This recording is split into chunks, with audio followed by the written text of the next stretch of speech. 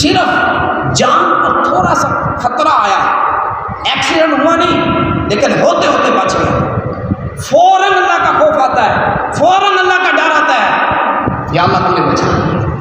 ایک طرف موت تھی، موت سے بچے ڈر گئے، لیکن کہاں تک بچو گے؟ آخر تو مرنا ہے نا۔ اب کیا ہے، اللہ سے جیسے ڈرنے کا حق ہے نا ویسے ڈرنا ہے۔ اب بندہ یہاں پر بیٹھا ہے، مولوی صاحب دیکھ رہے ہوں گے، قاری صاحب دیکھ رہے ہوں گے، بڑے بزرگ پیر صاحب دیکھ رہے ہوں گے، چل یار گناہ نہیں کرنے، نماز پڑھیے چلیے، لیکن جب بھی کمرے میں گئے خبریں بھی لگا لی، ٹی وی بھی لگائے، ڈرامے بھی دیکھے، فلمیں بھی دیکھی، کہاں سے اللہ ڈر رہے؟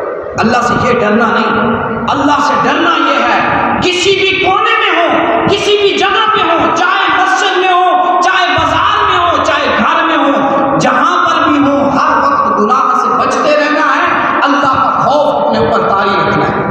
یہ ہے اللہ سے ڈرنا۔ اللہ سے ڈرنے کا حق یہ ہے۔